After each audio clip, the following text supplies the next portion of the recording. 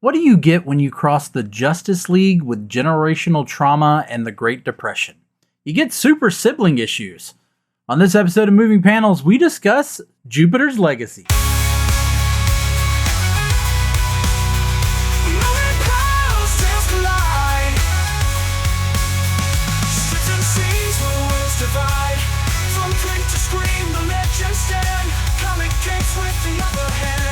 Welcome to Moving Panels, the podcast where we discuss movies and TV shows based on, inspired by, and adapted from the world of comic books. I'm your host, Laramy Wells, and we are spending the summer diving into the world of Mark Millar, violence, satire, and just a little bit of some cynicism. Today, we are talking all about Jupiter's Legacy, a show that tried to ask big questions like, what happens when superheroes get old? And what if their kids aren't heroic enough to carry the torch? And why does everyone look like they got their wigs from a Spirit of Halloween clearance bin? Thank you for taking that note from me. You're welcome. Yeah, and as you can tell, joining me today is my wife, my superhero partner, and the person who survived watching Jupiter's Legacy with me. Please welcome Bethany. Thank you so much. Yeah, I don't have anything quippy to say. That the wig thing really got me. That was your comment on a lot of we'll talk a little bit more throughout, but let's get into it. For those of you not familiar, Jupiter's Legacy is a Netflix series that aired in May of 2021. It's got 8 episodes. The episode lengths vary. There's one that's only like 30 something minutes, but then they run up to like 50 minutes in length. It was developed by Stephen S. DeKnight, who some of you may know as the showrunner for Spartacus or season 1 of Daredevil when it was on Netflix. Oh. He was also a part of Smallville, so he's not unknown to the comic book adaptation world. He was the showrunner, however, probably one of the reasons why this show only has the 1 season, he stepped down midway through production due to, as they always say, creative differences. Oh, so nobody liked what he had to say, and everybody... Yeah. It did feel, and maybe I'm jumping the gun a little bit, it did feel like there were too many cooks in the kitchen on this show. Like, it had good bones. Yeah. But too many cooks in the kitchen. Well, he was replaced by Sang Kyu Kim, who has worked on The Walking Dead, as well as the series Designated Survivor. But yeah, there was a writing team, although this is based off a comic written by one person. When you make it a show and you adapt it as much as they did, there was a bunch of different writers. But not people unfamiliar with, again, comic book superhero type stuff. We had Eliza Clark, who had previously worked on Y: The Last Man. Sine Korse, and I apologize if I'm mispronouncing these, who had worked on Daredevil as well as Constantine. And Brian and Mark Gunn, who had written Brightburn. Ooh. Yeah.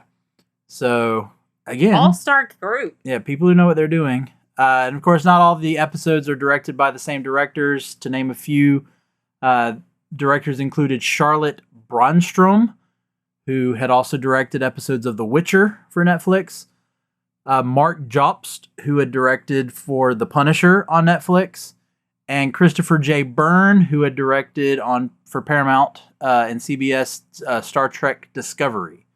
So, again, people who know what they're doing. Yeah. I don't think the problem with this show had anything to do with the writing. It was well written. It was just...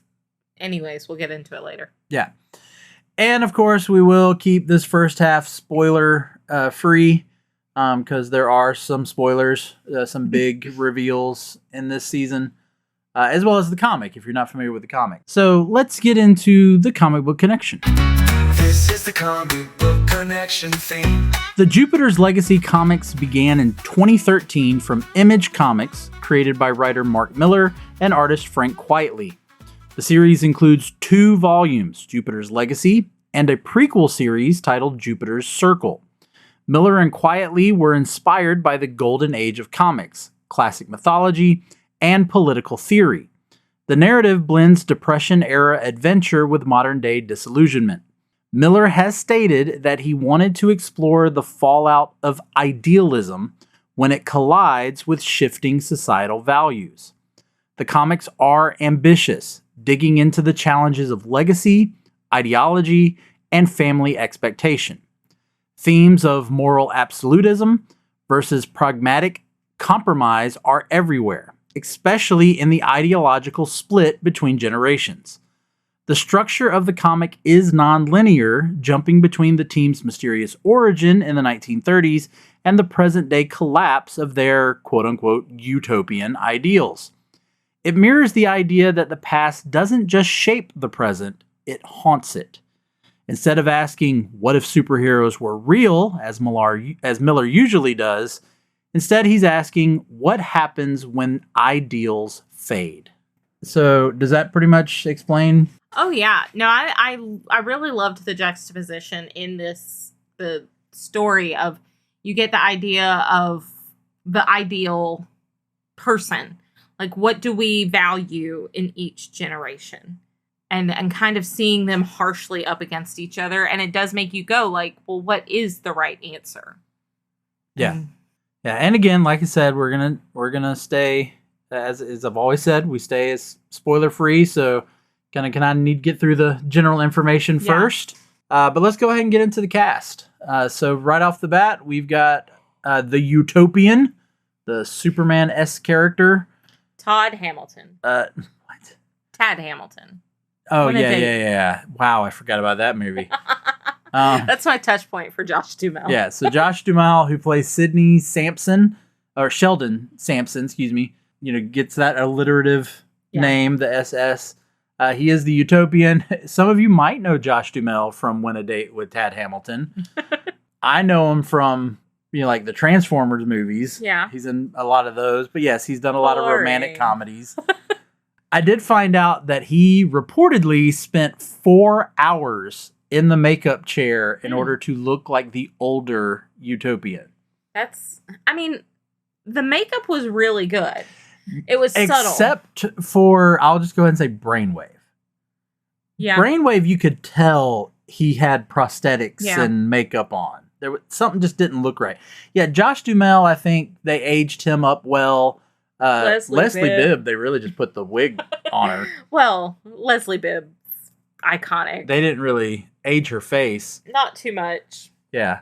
And then, let's see, Sky Fox, we don't really see the older version of him, except for under a mask. The flare fits small, the guy in the wheelchair. Mm-hmm. They did a pretty good job aging him. And then we don't get to see Blue Bolt aged.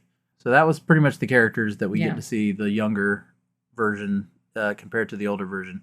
Well, what did you think of Josh Duhamel as as the patriarch and the pretty much, again, he's the Superman. He's the first, even though they all get their powers at the same time, you could essentially say he's the first superhero. Well, he was the leader of that group. He was I really liked the way he kind of stepped up and you could see the evolution of him. I think they did a really good job with his character of, like, at the beginning, he does seem like the Superman of just this perfect hero of he has this code, he sticks by the code, and there's no problem. It's very like if you look at a superhero surface level and you Which see I think's the point. Yeah. Yes. And then as the story progresses, you get his backstory. You see the flaws in his code. You see, like, how he is still struggling, how he clings to this code stronger than he clings to any kind of, like, logic or reason. And he does a really good job of evolving and making you see the depth of that character. Yeah, and we'll get into more of that, when we're into the spoiler side of the episode. But let's move on to Grace Sampson, his wife, Lady Liberty, played by Leslie Bibb, who is no stranger to comic book adaptations. No? Nope. She played, for people who forgot, she played reporter Christine Everhart in the Iron Man movies. She sure did. Yep. I love Leslie. I've loved Leslie Bibb since Popular. Okay. True story. Yeah. Can't say I'm familiar with that one. It was like a CW show. No, I remember the show existing. I loved Leslie. I didn't watch it. I loved Popular. Yeah. No, she was the popular sister. I think probably when I locked in on Leslie Bibb was that GCB show. That was a good show too. Yeah. Yeah. That we watched together. So yeah, I think that's where I locked in on her. But yeah, very talented comedic actress. Oh yeah. So it's kind of interesting watching her. She does such a good job with like balancing being like a very strong woman and having her own principles, and you get to see like her depth and how she has grown, but like she kind of already started off, like when you get her backstory, she started off a bit more reasonable. Like she is the reasonable character. I mean, essentially in this show, she starts off essentially the Lois Lane character. Yeah. You know, especially when we're talking, 1930. Yeah.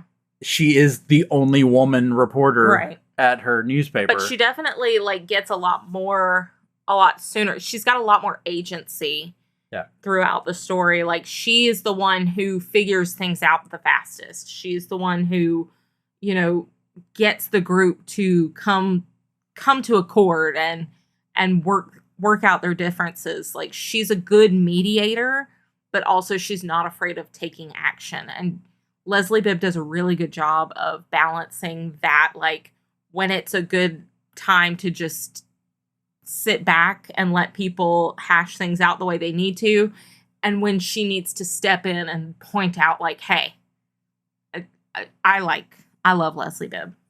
All right, and then next up, kind of rounding out, I guess the Jupiter's Legacy Trinity. Mm-hmm. The darker side of this, because you got the Superman character in Utopian, you got the Wonder Woman character in Lady Liberty. It all fits. Yeah, it's pretty obvious. Yeah. Then you got Brainwave, kind of the Batman. He's the one that's more intellectual thinking. But he's got the darker suit, and so he's the Batman character. And that is Walter Sampson, who is Sheldon's brother, played by Ben Daniels, who is a classically trained actor. You could kind of get that sense from him. Yeah. Who has appeared on another Netflix show. He's on The Crown.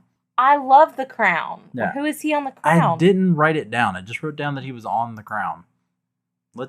I haven't watched in a minute, but I love The Crown. That's a fantastic television show. He plays Lord Snowden. He was in 8 episodes. Okay. So what? That'd be just an entire season? Probably a whole season, but it might have been a season I haven't watched yet. But yeah, he plays. He's definitely, to me, he kind of sticks out a little bit to the rest of the cast. But I think he's supposed to. Possibly, yeah. But I will say, like I said, I think I said this earlier. His prosthetics to age him, to me, stand out the most, because he's the one that looks drastically. He looks so much different. The most, yeah, he's different from when they do the flashbacks into the 30s. So, all right, well, let's move on. Are probably, I guess, truly like you would consider the next level stars of the show are the children of Sheldon and Grace. Mm-hmm. And first off is Chloe Sampson, played by Elena Kampouris, who some might know from My Big Fat Greek Wedding 2. Oh. She was also in Before I Fall. But she plays Chloe and almost looks exactly like the character from the comics. We pointed that out. I pointed that out to Bethany as we were watching. But yeah, she's got the rebelliousness, just her life kind of spiraling out of control. I really appreciated that character just because, you kind of... I like that she is definitely battling between being what she knows is right and trying also to shirk off those responsibilities. And so she's like overcompensating. Yeah. And so it's an interesting character, and you kind of get the impression, at least I did, that she's got a bit more power than her brother does. I would say even than her father does. Yeah. But because she has decided, like, she doesn't want to be, like, controlled or manipulated or be like her parents, she's yeah. She's irritating, but she's an interesting character. Because when she gets hit by that van, like she doesn't even budge. Yeah. Whereas we see several times. Now, again, we don't really know the level of like Black Star and his power. Versus a magic van. Well, yes. but you know, Black Star is able to just really pulverize Utopian. Yeah. As well as Paragon. Brandon, which we'll talk about in just a minute. So the fact that she's hit by that van and doesn't even budge. Like the most inconvenienced she is her phone breaks. Yeah. So I will, maybe a little spoilery here for the comic. I will point out she becomes the main character. Like the main character. I can kind of see that. Like this story focuses on her a lot more than it does on her brother. Yeah. And let's go ahead and talk about her brother, Brandon Sampson, who goes by the superhero name Paragon, played by Andrew Horton, who apparently is relatively a newcomer. There was a global search, and that's how they found him. I don't know if it was they were looking for somebody who kind of resembled the character. There's some similarity to the character in the comic. But, I did find out he did extensive training to make it believable that he could fight and also to get himself into the conditioning that he did for the role. So what were your thoughts? And again, I'll go ahead and talk about some differences here. Brandon's completely different. Mm-hmm. In the comic book, he's very similar to his sister. Mm-hmm. He likes to party. You know, he does stuff that he thinks he's doing good, like in the comic, and I want to say this is right off the bat, it might be in issue 1, could be in issue 2. Like, he does this thing where he and some of his friends who also have superpowers are trying to guide a ship to harbor, but in the air. Like, he has like telepathy in the comic book. But he's also like wasted at the time. So he's drunk driving a ship. Yeah, and his dad ends up having to come and save him. And help him out. But then his dad gets on to him about, you're making us look bad. You could have caused a major issue, all that. But it's completely different because in the show, he is, I don't know if you'd say the sidekick, but he's trying to be a superhero. He has a suit, which you don't see him wearing in at least the first few comics that this story is kind of adapted from. He has a superhero name. The question is, will he be the next Utopian? Yeah. And so, do you think, what do you think would have worked better? Do you think maybe having Chloe and Brandon be party kids and all that would have been too much? Do you think it works better by having Brandon actually kind of be on his dad's side? I do like that. I feel like if they had both been like the partiers, it would have been too redundant. Whereas having like one who is like, they're literally polar opposites. Like, one is extremely capable. She just chooses not to be.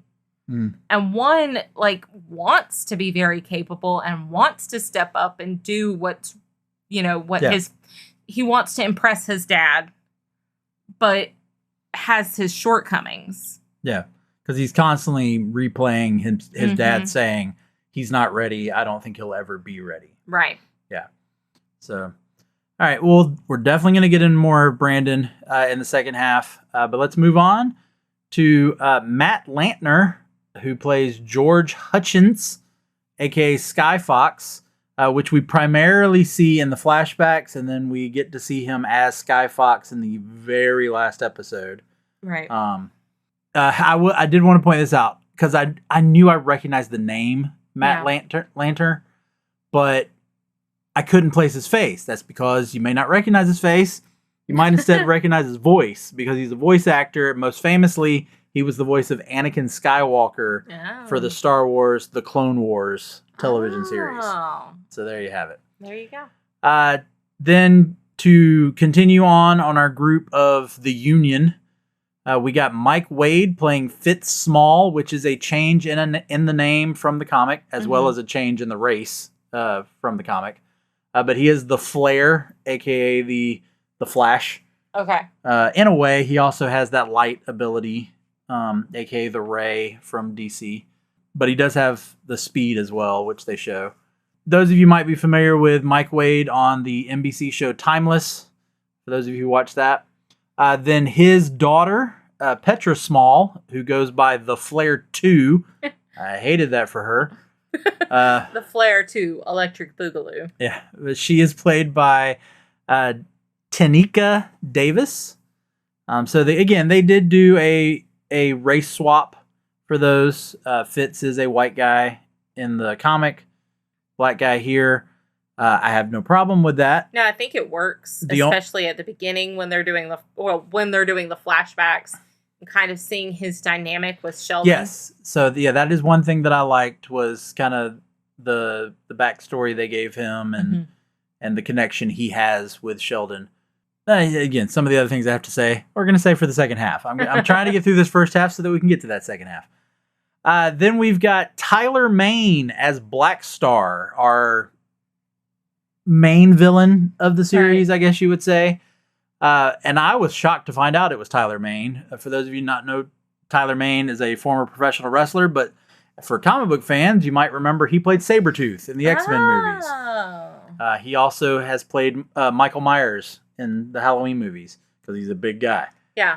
And then to round out our union, our final member of the union, we've got David Julian Hirsch, who is playing Richard Conrad, aka Blue Bolt. He is a Canadian actor. We don't really get much of him in the show. You know, you get him during the backstory. The last 3 episodes, I think, is when he finally shows up.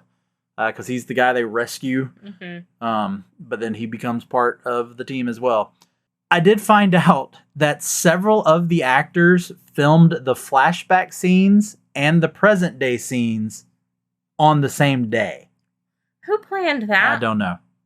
So, of course, with all the makeup and all the, I would even think the mindset and everything you have to be in. Yeah, did that all in the same day. So lots of quick changes and changing your demeanor and. Yeah, yeah. That's okay. That was a choice made. Yeah.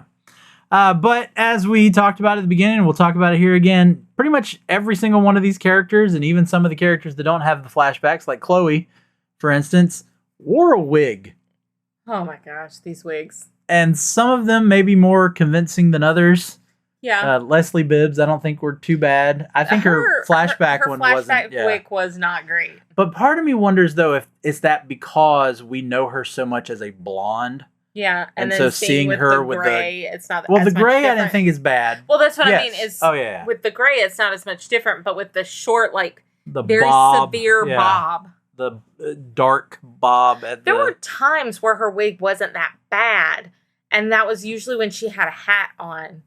But it was like when it was just full wig, it seemed like there are certain times where you look at a.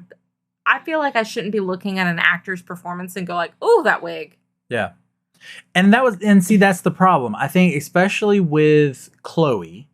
Yeah. And the wig on Chloe, there are scenes that contained her that were supposed to be very intense, very emotional. But she looks silly. And yeah, you're just looking at the wig, just it throws it off a little bit. I mean, I would much rather, and granted, I didn't read this comic, and so I'm not as connected to the source material, but like thinking of source material that I am super connected to, unless their hair is a defining feature on them, like it's something specific to them, like if Anne Shirley didn't have red hair, it wouldn't make sense for the Anne of Green Gables to not have a red-haired wig. Like, that's one thing. But her hair doesn't make a difference. So I don't need her to look exactly like the comic. I need her to look believable. Believable. Yeah. Like it does. I would not look at somebody with that haircut and go like, yeah, she's a model. Yeah. Yeah, she's a famous model. who gets all these like endorsement deals. Like, no, she's not. She's wearing a Party City wig. And it's the wig that she bought like towards the end of Party City when they were super discounted. Just the wig that's titled Punk Rock Girl. Yeah. Like that's the wig she bought. And the one that they got for Leslie Bibb was called like Flapper. Yeah. Well, like Bethany said, she did not read the comic. I did. I will say that this and these 8 episodes, this entire first season is probably... It's not truly the first 3 issues. It's more like maybe the first 2.5 issues. Just because of a major thing that happens at the end of issue 3, which we'll talk about in the second half, which Bethany does not know. But we'll talk about that in the second half. So you're really only talking about 2 comics, and I just mean regular size comics. Buy it on, off the shelf comic. So it's amazing how much they pulled. But I will just go ahead and say, if you're trying to decide whether you should read the comic or binge the show, since Bethany hasn't done it, I'll kind of give you the idea of both, and I'll let Bethany decide what she would think based off of this. So the comic offers obviously a more concise, tightly written story. I will also say the comic, I think, is a little bit more shocking of the events that unfold. And I mean, Frank Quietly, we've talked about him before. If you've never seen his artwork, it adds so much to the story, especially in the way that he contrasts the clean utopian visuals with the increasingly messy moral elements of the world. Now, the show then, on the other hand, it had to stretch out the character arcs because, and I'll probably talk about this more in the second half, the comic, the origin story is maybe only a couple of pages. So they got to stretch out the character arcs a little bit. You got to learn a little bit more. The show also gets to lean a little bit more on it being a soap opera type show, the melodrama. So the show gets to spend a little bit more time with the origin story. The downside is the show is a much slower pace. Yeah. Like, you're just going, okay, get to it. Like, there are times where you just feel like, get to it.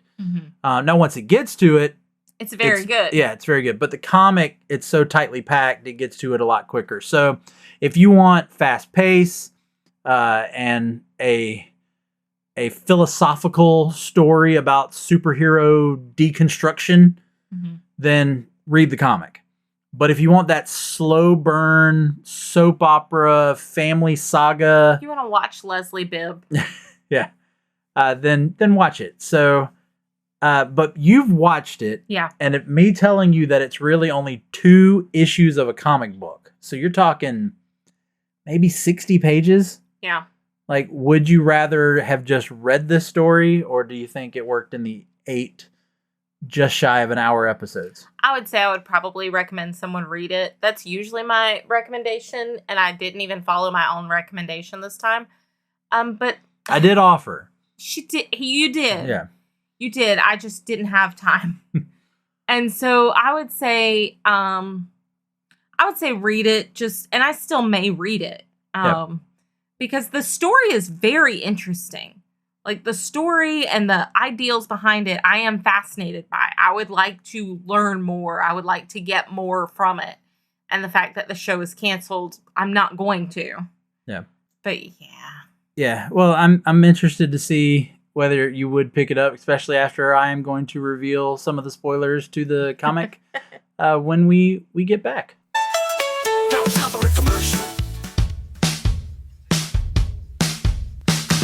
I'm Jenna Fisher. And I'm Angela Kinsey. We were on The Office together. And we're best friends. And now we're doing the Ultimate Office Rewatch podcast just for you. Each week, we will break down an episode of The Office and give exclusive behind-the-scenes stories that only 2 people who were there can tell you. We're the Office ladies. All right, let's take a trip around the spinner rack, and we always start with our speech bubble, our favorite quote. And so, Bethany, what was your favorite quote from this show? So my favorite quote came from the very first episode. It's kind of like one of the first things you see. And it's the young Chloe and young, is it Brandon? Yes. Yeah, they're playing. Mm-hmm. And she uses her powers, and their dad shows up and is fussing at her. And he says, we have these powers for a reason. With great power comes great, young Chloe interrupts him and says, responsibility. And he says, no. Well, yes. Yeah. And I thought that was funny. Like, it's setting up the show to say, hey guys, we are going to be basically mirroring the comic books that you love. Mm-hmm. But with a twist. But we're going to like aggressively point towards things that you as a reader have been noticing throughout the years. Like, we're going to aggressively say like, hey, some of the ideals that we had when this comic started no longer work in today's society. And what if this was real life and these were real people having to address the fact that, you know, these ideals no longer work? And it's a really good tone. It's a good way to set the tone for the show. Yeah. Yeah, mine, for very similar reasons. I went with a quote that Chloe also says, and I believe this was at the dinner table in that first or second episode, where she says, you can keep your code, Dad. I'll take reality. Right. And again, that's exactly what Millar is showing, is that, again, golden age of comics where there was good, there was evil, there was the good guy, the bad guy. And there was no in between. Yeah. And the good guys do not kill under any circumstances, and they always win. Yeah. So this was, that's what he's saying is that, but that's not what would happen in reality. That's not real. Yeah. Should we establish, like, to a listener who's never read, like, what is the code? I mean, it's pretty much, so the code is kind of vague. Right. But it's essentially when every time he says we follow the code, he's really just saying we do things the way we've always done them. Right. And we do things the way that it was set from the beginning. Right. And so just like with the comics, like you just said, superheroes don't kill. The good guy always wins. They do the right thing all the time. Yes. The right thing on paper. Yes. Which I like that in the final episode, you get that from where Black Star is holding Brandon. And he was like, you can't win either way. You either follow your code, you don't kill me, I kill your son, and then all of the younger superheroes who have been on the fence about whether they should continue following you will no longer follow you. Or you kill me and sacrifice your code that you've always believed in, which would then pretty much portray you as a hypocrite. Right. So I like that. What would you do? Like, if you were a superhero and you were faced with something like that, what would your instinct tell you to do? Honestly, I thought about that when I was rewatching it when we were preparing for this, because part of me wondered, did Utopian know that the Flare 2 was coming? Could he hear her? Yeah. Or was it a plan and he was just waiting, hoping to stall that she would get there in time? Or was he sticking to his code? Yeah, it really makes you question. And I think, again, and I know Millar is really good about this in the comic, so I kind of like that this was portrayed in the show, of it's kind of vague. Right. You really don't get either indication as to, except for when it's all over and he says, I would have never let you die. Yeah. But is that because he's saying, I would have never let you die because I'm the good guy and I always win? Yeah. Or is he saying, I would have never let you die, I would have resorted to killing him before I let you die? Yeah. And you don't know. No, you don't know. But I like that it's that ambiguous. Yeah. And then even with Brandon, then, yeah, sure, or whatever his response is, and then he walks away. Yeah. So it's also, which then leads to the scene at the very end of Sheldon talking with his brother and pretty much saying, I don't want to lose him. I don't know, all that. But before we get into more of all that, let's move into our moving panel. our favorite scene or scenes or something that we felt very comic bookish. So what did you have for that, Bethany? So I think I really enjoyed the flashback scenes. Honestly, the backstories were the more interesting to me personally.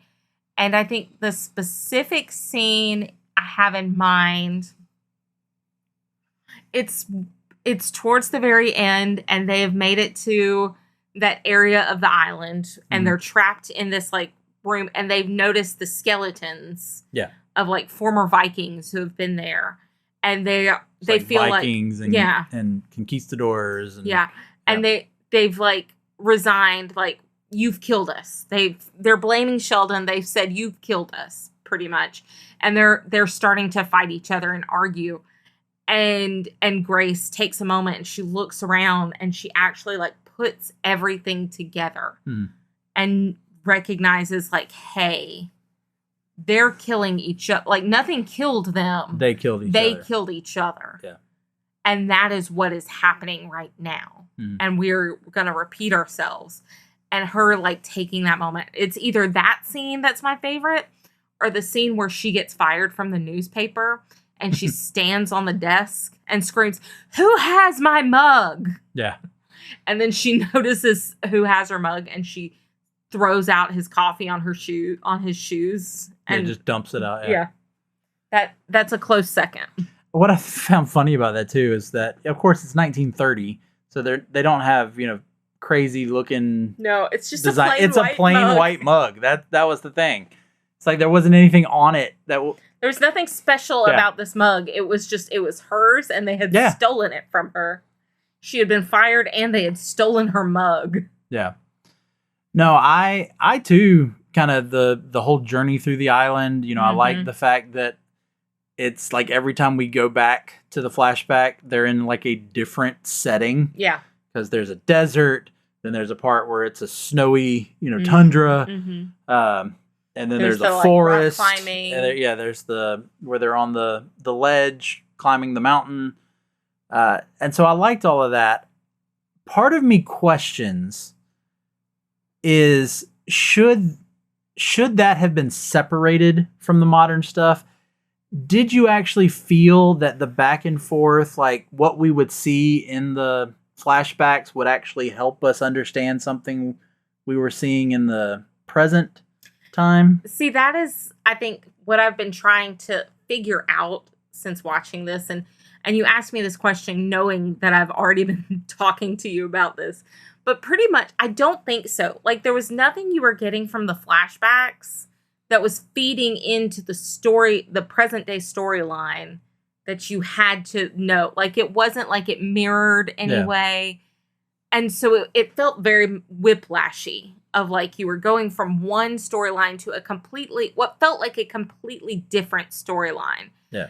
And so and there's sometimes they don't even prep you, and you're all of a sudden it changes from widescreen to full screen. If you watch it very subtly, it does change the aspect ratio. Yeah. When it changes back and forth from the 1930s to 2013, I think I know that's when it's set in the comic. Can't remember if it's officially said in the show. Yeah. But this should be 2013 if they're following the comic.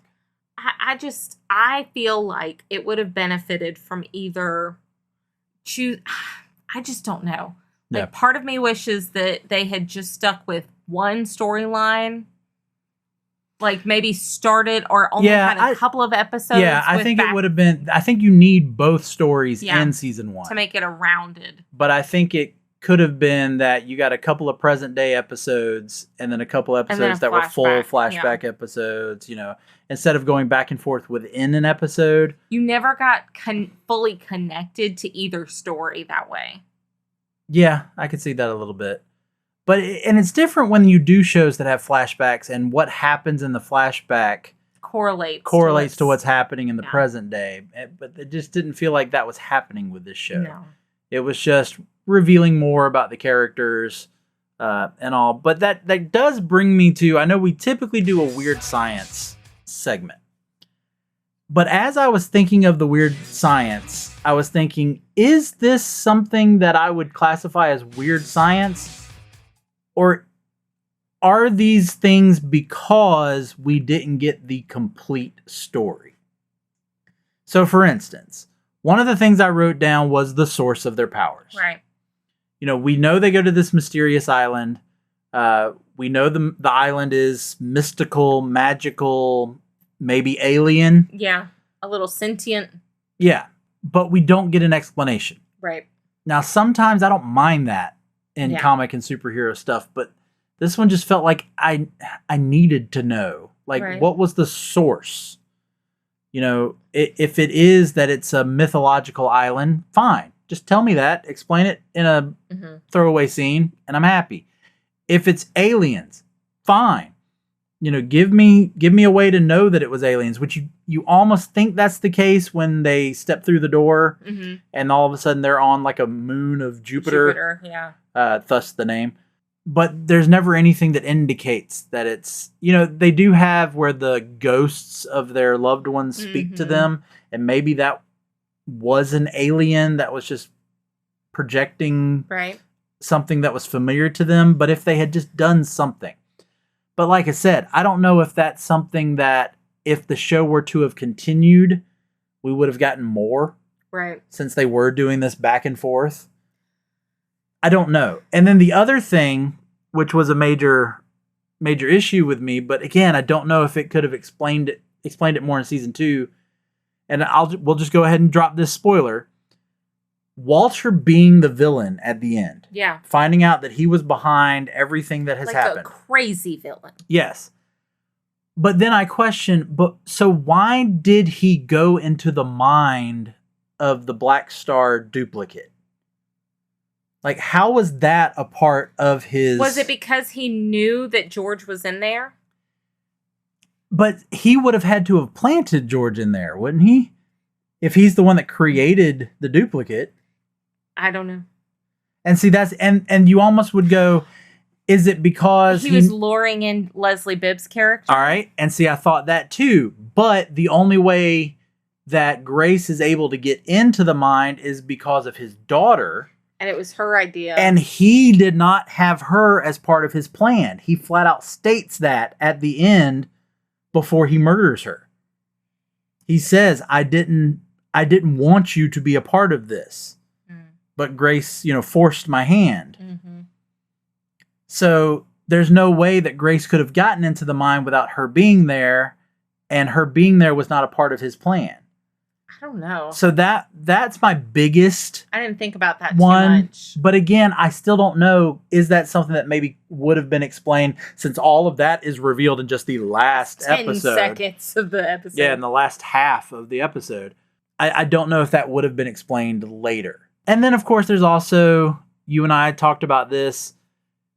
Where do other superpowered people? Because clearly not all of these people... All of those people can't be the children. Of the original 6. Yes, you can give me a few, but there just seems to be too many.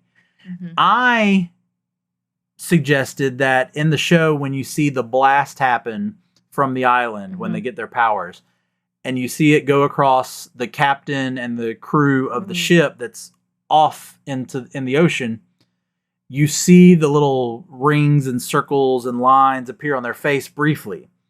Part of me wonders if they weren't given a genetic code that even though it didn't give them powers because they were not worthy, it does allow them to pass on to pass on powers. And then you look at maybe a character like Black Star. He may have been, if you go by comics, he may have been a science experiment gone wrong. Right. Like, clearly he's an intelligent human. That maybe, there's a bit of the Hulk in there, that an experiment that he did caused him to become this giant thing. And I don't know. So even though I'm saying that's what I'll refer to as my weird science section, I do think some of this could have been maybe explained had the show continued on with a second season. Right. So let's talk about some of the major differences that I saw, and I'll be curious to get your take on this. So first off is the structure. So the comic uses the gives us the origin story in flashbacks, but as I stated earlier with my comic book connection and the read it or watch it, it does it very quick. And again, the whole origin, it literally starts with Sheldon and his friend. You don't even know necessarily who all the people are, but with Sheldon and his friends talking a captain into taking them to a island that the captain sure does, is, as far as he's concerned, does not exist. Like he says something along the lines of, I've traveled these waters hundreds of times. There's no island there. And Sheldon saying, I've had a dream. Here's the island. I know where the island is. This is what the island looks like. That's literally where the comic starts. Okay. And then we come to the present, then we go back. But that entire, from that moment to we're on the island, we've passed the test, we've got superpowers, is a few pages. Right. The show, like we said, bounces back and forth. Yeah. It does give the show more ability to develop the characters. We get to see more development in really like George and Grace. And Sheldon, honestly. And obviously Sheldon. And so we do get that aspect. I think we've kind of said this, so we're kind of being redundant here, but I will ask you again, like, did that work for you, or did you feel like, yeah, you could have done it maybe a little quicker, a little shorter, like maybe going to what we said, maybe 2 episodes of their origin story. The thing is because it was so much bouncing back and forth, I do think they could have done all of what they did in the origin story in 2 or 3 episodes. That's what I'm saying. Yeah. Like they could have included all of that and kept it together. But by bouncing back and forth, do you think that slowed it down yes, too much? I think so. Yeah. Okay. I think it maybe not the flashback scenes. Like I feel like honestly that is the strongest section of the show are the flashbacks. But the present day story, it just kept slamming on the brakes. Yeah. It was like a 15-year-old first driving, slamming on the brakes. Clearly, Millar and maybe even Netflix had big plans for this show. I mean, this was, Mark Millar had his Millar World, which were all of his independent, cell-phone comics. And Netflix purchased that entire library. Mm-hmm. And this was the first thing they're putting out. And so I'm sure they had huge plans. And it didn't work. If I remember right, they actually announced the cancellation of this show right after it was released. Part of me wonders, because you said the initial showrunner had artistic differences, and then it was probably a really big budget, and then the people who are working on it creatively were clearly not communicating well, and it's not, I don't feel like it's the performer's fault. I don't feel like it's the writer's fault that the show isn't as good as it is. It feels like it got studio notes to death. And again, if I'm remembering right, and it did get canceled very quickly, it also couldn't have necessarily been ratings or viewership. It is Netflix. Because I don't think it had been out long enough for them to have true, records, and I don't know. Yeah. But I do want to talk about a possible season 2. But before we get to that, I need to reveal a little bit more. Okay. So, quickly, I want to talk about Skyfox. So, in the comic, we get a little bit more as to him being their major villain. Mm-hmm. Of course, starts off as a member. He's Sheldon's best friend, and then turns on them, and he becomes their main villain. They give a little bit more about his villainy and what made him a villain. The show still kind of left that you don't quite know what happened. Right. In fact, in my opinion, you almost wonder, was Brainwave behind possibly Skyfox being a villain? Was he not actually a villain, and Skyfox was only him? Yeah, or was Skyfox being controlled by Brainwave? Yeah, so I think there's a lot more mystery, and that again just leads to, would that have been developed more in further seasons? But let me talk to you about Brandon again. So Brandon, like I said, in the comic, was pretty much just like his sister. He's totally against his dad. Again, he does try to be the superhero, but he does it kind of nonchalantly. Like, it's not like in the show where he is determined and focused. Mm-hmm. It is revealed very quickly, because like I said, this is only like 2 issues. Mm-hmm. Very quickly that Walter Brainwave is a villain. Mm-hmm. That he is trying to pretty much take control away from his brother. Thinks that his brother's doing everything wrong. Thinks that he can do it better. Mm-hmm. But he knows he can't do it by himself. So he manipulates Brandon. And then what happens at the end of issue 3, which is why I said this show does not fully cover 3 issues. Mm-hmm. At the end of issue 3, there is an alert that goes off, and Utopian is sent, goes to it. He then runs across 2 of the younger superheroes who then attack him. Now, his original thought is this must be some sort of like shapeshifters. They've taken the form of, but it's not. It is 2 of the younger members of the Union that attack him. And then other members are attacking him. Meanwhile, Grace is at home. Grace gets attacked. Long story short, Grace fights all of them off. Beats all of them. And then you find out that it's all in her head. That Brainwave, like he does in the show, has taken her kind of the way he does with his daughter at the end. And he talks, and he is saying to her, I've been distracting you this whole time, while these other heroes, quote unquote, are pretty much killing you. It then comes back. You see her. She's got swords and spears and whatnot running all through her. She's all bloody. And it shows Brainwave bend down, looking right her in the face, and he says, aneurysm. And then she dies. No, I don't like it. Then we go back to the battle with Utopian. He is being pummeled by all the other heroes. It then comes down to Brandon. And Brandon pretty much says, we've lived by your rules and your code and your way, and it hasn't, it doesn't work for us. These things are constantly happening, blah, blah, blah, blah, blah. And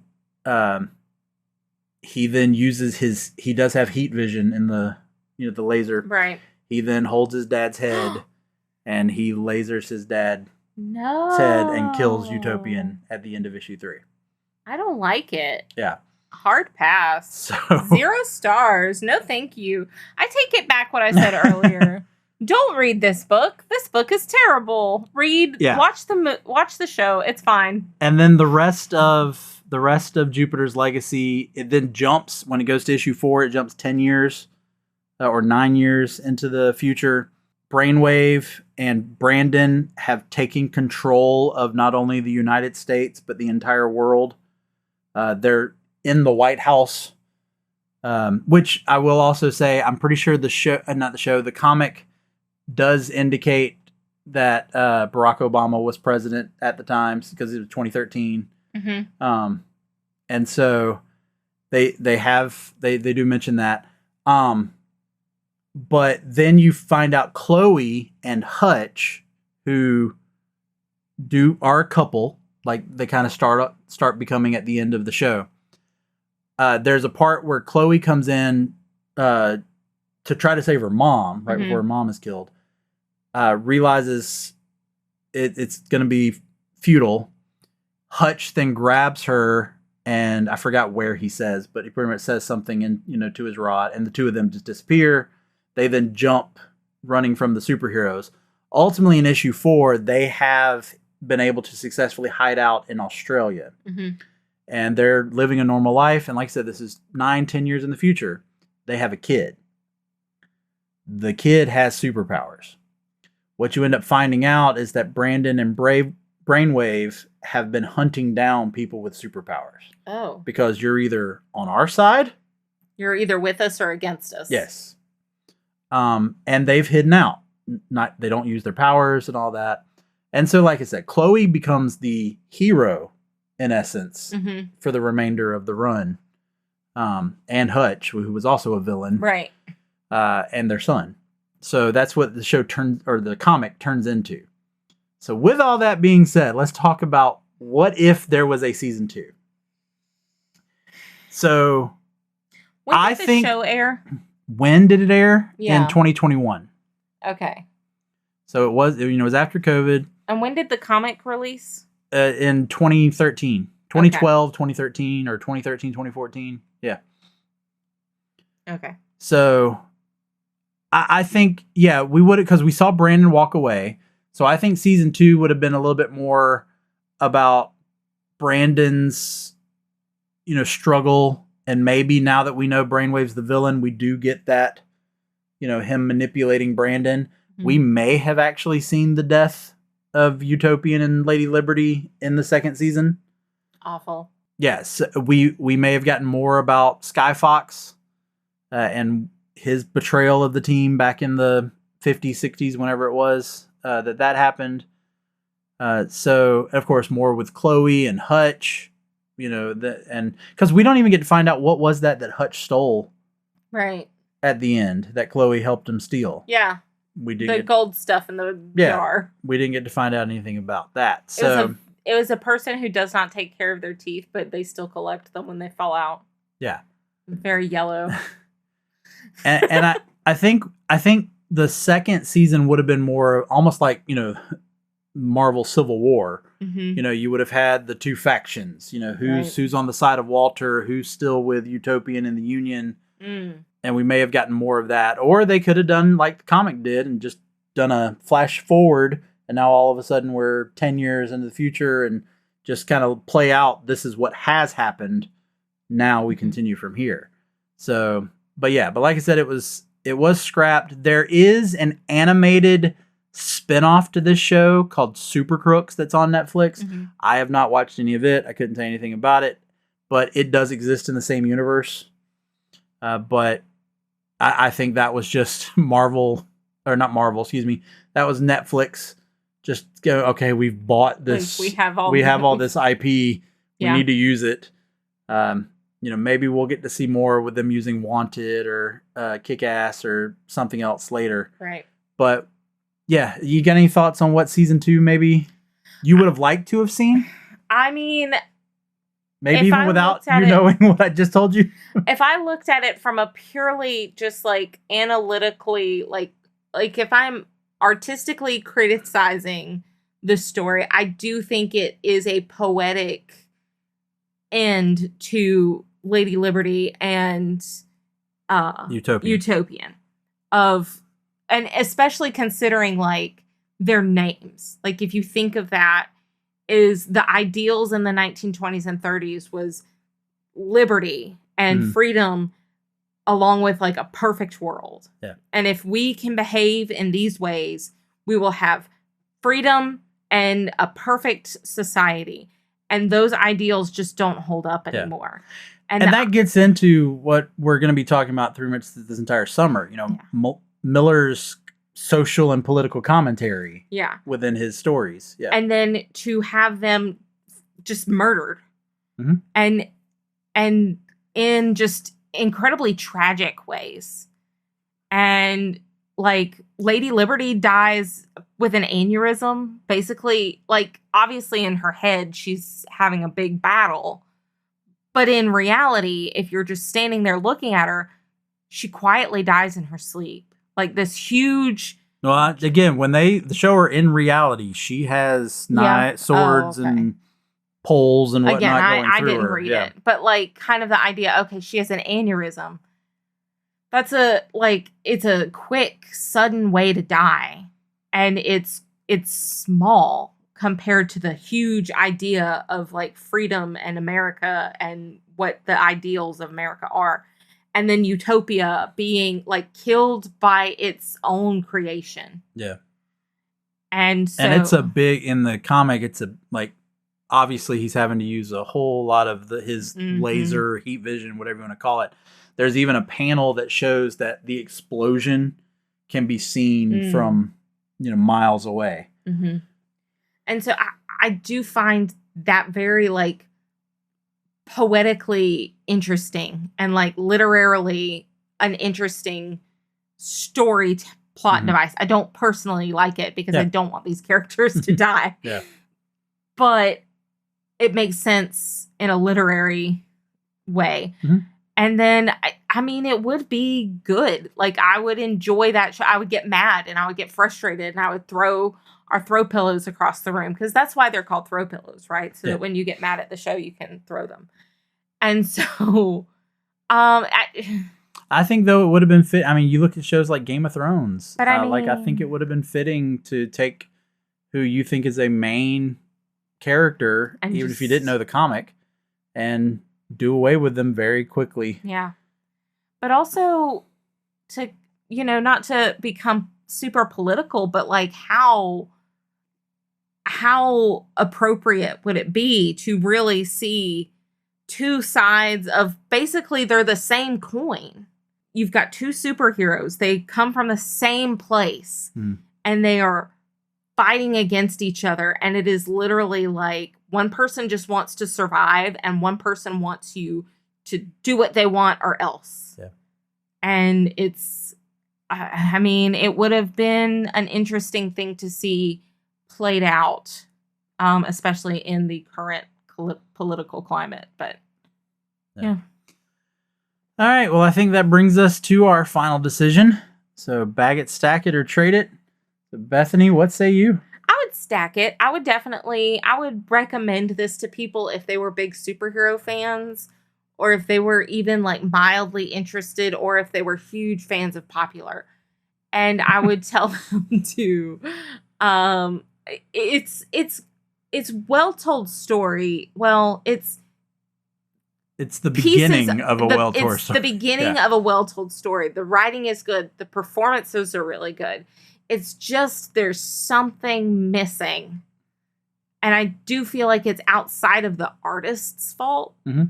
And for that reason, I would recommend people at least watch it. Like, it's not something that I think I will repeatedly go back to, but it's definitely something that I think is worth a watch. Yeah, it's ambitious. The comic digs into the generational tension, the power struggle, the idealism. Again, this is one of the reasons why we wanted to focus on Mark Millar. He does stuff that's kind of rare for superhero books. And we've talked about the show does have flaws. Some of them are structural. Some of them are aesthetic. Yeah. But it tries to do something different. Like I said, it gives us a melodrama, a superhero story, which we haven't really seen before. I mean, we've had shows like Heroes, which hit big on the drama, but not to this level. Right. Where it's like, it's both really big picture political ideals, but also personal family angst. But like I've said, I think, though, that the changes do cause the story to move too slow. And it has its moments, but it, as a whole, as the entire 8 episodes go, it doesn't stick with you the way like maybe another show could. And so that is why I'm also putting it as a stack it. It's worth checking out, but it's probably not going to be something you're going to revisit. Right. You might revisit down the road just to go, oh yeah, I remember that. Let me watch it again. But yeah, so with that being said, let's move into our recommendations. Do you have a recommendation of something that maybe they should watch or read other than that does it better? Or do you think there's something that works along with Jupiter's Legacy? So if you're looking for another superhero family tale with an incomplete story that leaves you hanging, I would recommend the show No Ordinary Family. I knew you were about to say. I'm in my head going, she's about to recommend No Ordinary Family. That show is great. It's Michael Chiklis. Yes. Julie Benz. Kay Panabaker. One of the Panabakers, yeah. Yes. No, I looked it up earlier. It's Kay. And it's basically, it's The Incredibles, but live action. It was a really cool concept that had... more lighthearted, more sitcom-ish. Yeah, it was still that it's not kind a of sitcom, like 1 hour drama. Yeah.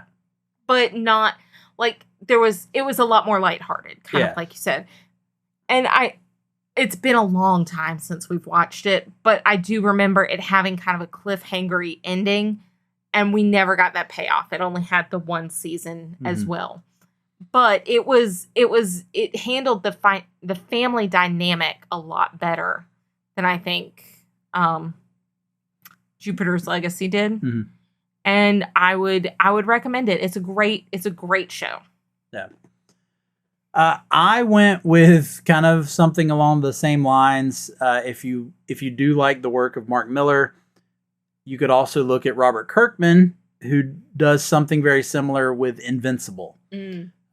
His comic, as well as the animated series that's on Amazon Prime, which I think is in season 4 right now.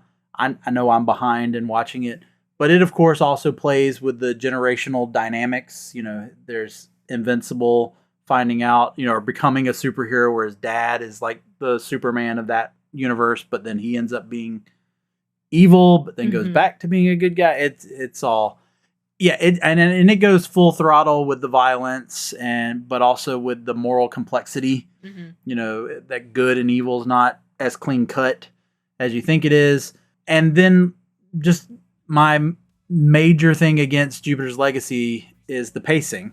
Invincible is much better with the pacing, and the animation's great if you are a comic book fan, because it resembles the comic very much. So there you have it. There's our next stop on our Mark Millar summer series. We have now discussed Jupiter's Legacy, so that wraps it up for us. If you enjoyed the episode, be sure to subscribe. Leave us a review. You have no idea how much that helps us. So we would appreciate it. And join us next time as we continue exploring Mark Millar and his work on both the big and the small screen, as well as just within the pages of the comics itself. But thank you, Bethany, for joining me on Jupiter's Legacy. Thank you for having me, and thank you for recommending this show to me, because I did enjoy it. Well, I'm glad. All right, thanks everybody for today. For Moving Panels, I'm Laramy Wells, and I'll see you on the other side of the page.